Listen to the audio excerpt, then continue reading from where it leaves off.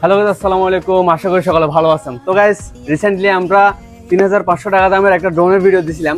তো ভিডিওটা দেখার পরে আমাদের এক ভাই কুমিল্লা থেকে চলে আসছে আমাদের ড্রোনটা নেওয়ার জন্য। তো ভাইয়ের বাড়ি হচ্ছে মূলত কুমিল্লা। কুমিল্লা কোন জায়গায়?